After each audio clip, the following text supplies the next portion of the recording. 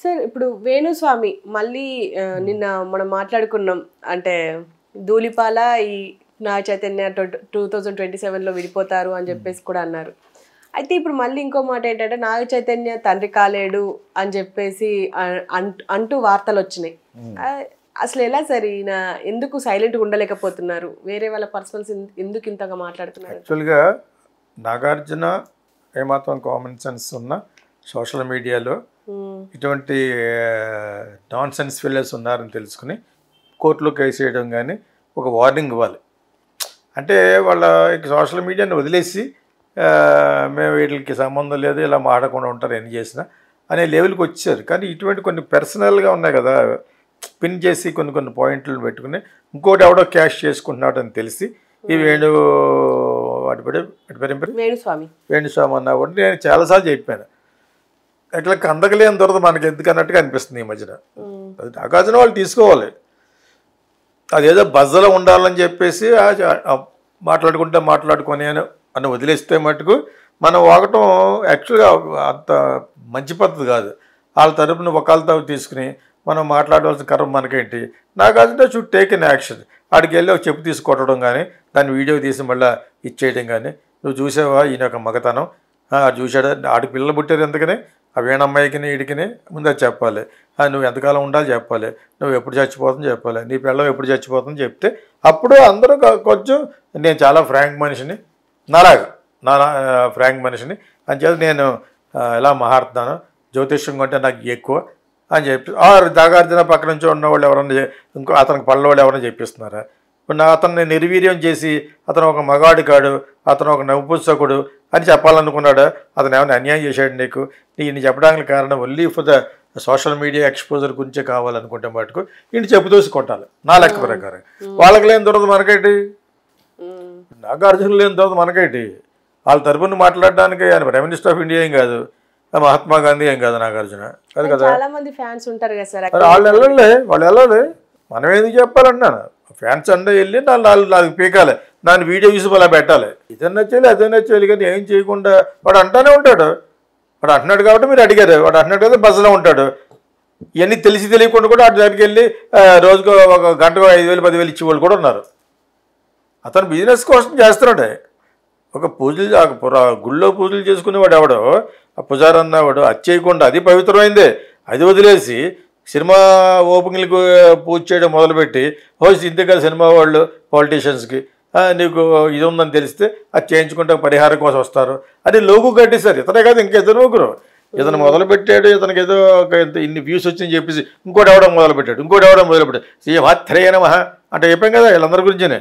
వాగర్ధ వివ సంపృక్త వాగర్ధ ప్రతిపత్తి మాకు తెలియదేంటి? జగదపితరవు వందే భారవతి పరమేశ్వర చెప్పమ్మా అంటాడు. ఏంటి చెప్పేది బొంగు? వాళ్ళు జ్యోతిష్యులాడు. What authenticity you have? అసలు ప్రైమ్ మినిస్టర్ గురించి ఏం చెప్తావు? ఆ కేసీఆర్ గురించి చెప్తే ముందుగా చెప్పేసిన వల్ల అది కొంచెం ఎఫెక్ట్ చేస్తుంది. కేసీఆర్కి అలా చెప్పి ఏది కరెక్ట్ కాదు, జగన్ చెప్పి అది కరెక్ట్ కాదు. జగన్ ఏదో డబ్బులు ఇస్తాడని ఇతను ఒకటి ఇంకో స్వామీజీ ఫిల్మ్ నగర్ దాంట్లో ఉండేవాడు, ప్రస్తుతం విశాఖపట్నంలో ఉన్నాడు ఆ స్వామీజీ. అతను దెబ్బ అయిపోయాడు. ఏదో ఎవడు nobody is God including Jesus Christ. I may son of God అన్నాడు, అంతే.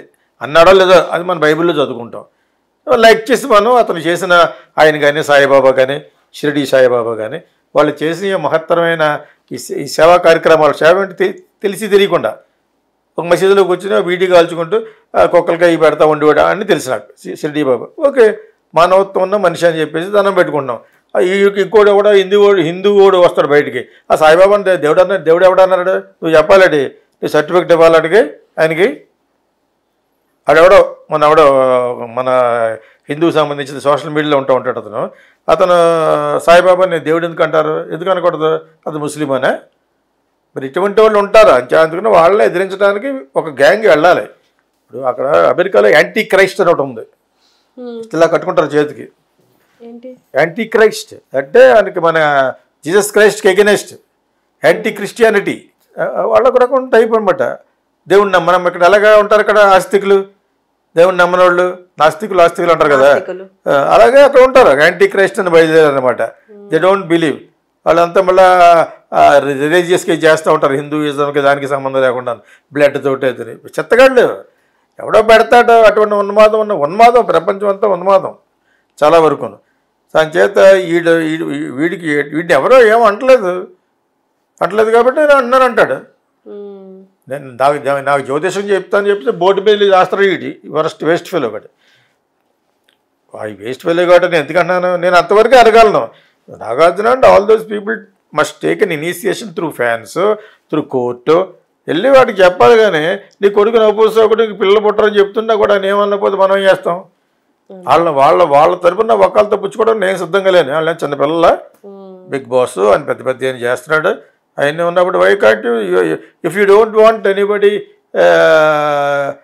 To be punished in the social media వదిలేయండి. దట్స్ మనం వదిలేస్తున్నాం, మనం అంటున్నాం కాబట్టి. ఓకే, అతను అనకూడనే కూడా అంటున్నాడు కాబట్టి. అనకూడని ఏంటంటే నేను కాక మొన్న పెళ్ళి అయితే విడిపోతారని చెప్పాడు. దానికి కూడా చెల్లించకపోతే పిల్లలు కూడా పుట్టరు అన్నాడా? దానికి ఎవరు చెల్లించాలి? శోభితా ధూళిపాళ్ళ నాగా చైతన్య చెల్లించాలి. వాళ్ళ ద్వారా వాళ్ళ ఫాదర్ గాడ్ ఫాదర్ కాబట్టి వాళ్ళు చెల్లించాలి. కానీ మనం ఎందుకు కష్టమైన త్వరగా పోకుండా మనకు సంబంధం లేదు. బయట స్వామిలో 100 మంది వస్తారు, వాడికి అదే ఫుడ్ పెడుతుందని తెలిస్తే ఇలా కామెంట్ చేయడం వల్ల నాకు వ్యూయర్షిప్ పెద్ద బేరాలు ఎక్కువ వస్తూ ఉంటాయి. నాగార్జున గురించి చెప్పాడు, నాగచైతన్య గురించి చెప్పాడు, నేను నా మొగుడు ఇద్దరు వెళ్తారు లవర్స్, 1,00,000 అని చెప్తానంటాడు, లెక్కలేస్తాడు అనమాట. బాగానే ఉంటుంది, ఇంకో 1,00,000 అంటాడు. ఇలా చెప్పడం వలన చాలామంది లవర్స్ వెళ్తారు అక్కడికి. డబ్బు ఉన్నవాళ్ళు డబ్బు లేని వాళ్ళు అడుగు తినేవాళ్ళు అందరూ వెళ్తారు. వాడికి కలెక్షన్ కావాలి. కలెక్షన్ మోహన్ బాబు, జ్యోతిష్కుల్లో మోహన్ బాబు అనమాట, కలెక్షన్ కింగ్. అది ఎవరికి లేని తర్వాత మనకెందుకు వస్తామని. You should not always talk bad about other జ్యోతిష్యులు కూడా. ఎందుకంటానంటే వాళ్ళు అలా చెప్తారు, వాళ్ళ ఆడకుండా నీకెందుకు అంటారు రేపు. వాడితే బాగానే అనుకుంటాడు, ఆడికి వేరే బిజినెస్ వస్తూ ఉంటుంది. ఇప్పుడు ఆయుర్వేదం చెప్తాడు, అది కరెక్టా?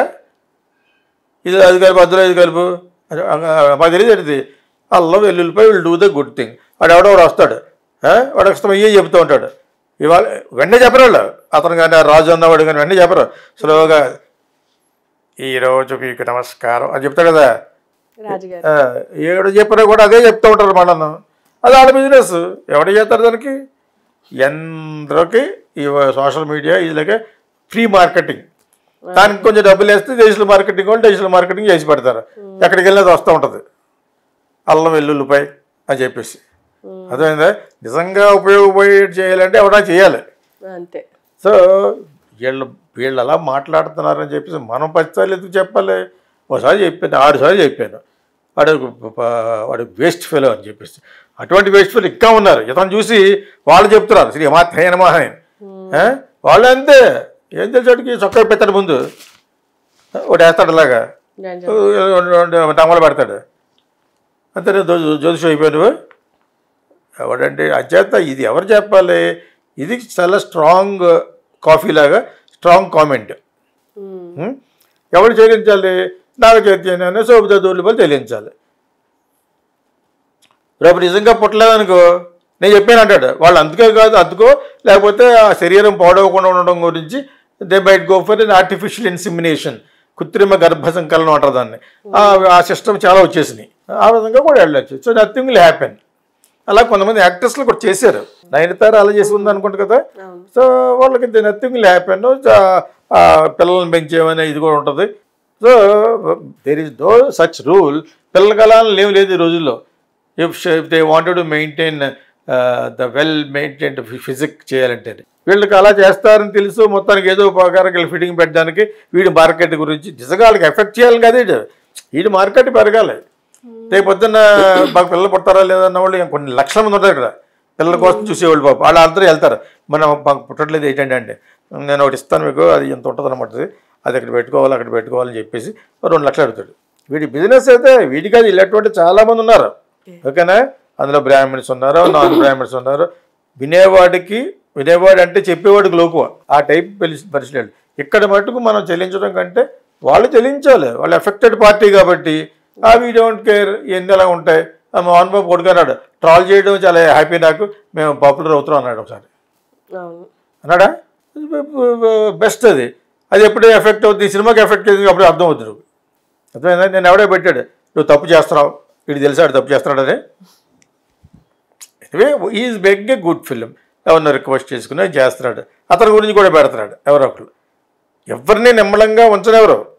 కొంచెం ప్రశాంతంగా బతకకుండా వీళ్ళ ఉద్దేశం అది కాదు. అలా చేస్తే కాంట్రవర్సీ. నా దగ్గరికి 2-3 ఛానల్స్ వచ్చినాయి, కొంచెం కాంట్రవర్సీ మహాన్ సార్, కావాలి కాంట్రవర్సీ మాట్లాడి రేపు వెళ్ళి ఆడో పోతాడు చెప్పరా. చాలా చాలా మిస్టేక్ అది యాక్చువల్గా. 2-3 ఛానల్ అలా రిజెక్ట్ చేశాను. నాకున్నది నేను మాట్లాడతాను తప్పితే నువ్వు చెప్పిన ప్రశ్నను బట్టి, అందులో ఆ స్ట్రాంగ్నెస్ని బట్టి నాకు తెలిసిందంతా చెప్తాను నేను ఉదాహరణతో. అంతేగాని నువ్వు చెప్పడానికి చెప్తాను, కాంట్రవర్సీ చెప్పాలా, ఏంటి చెప్పాలి, జోచిపోతాం చెప్తాడు. ఒక సినిమా ఉంది అంజలినా జోలీది, ఒక ఫిల్మ్ చెప్పాను కదా, ఆ సినిమా మొరారి. నువ్వు నన్ను చూశాను అంటున్నావు కాబట్టి. మొరారిలో ఏం చెప్పాడు, చచ్చిపోతావు చెప్పాడా. Same thing there is a film called life is something like that అనే సినిమా అది.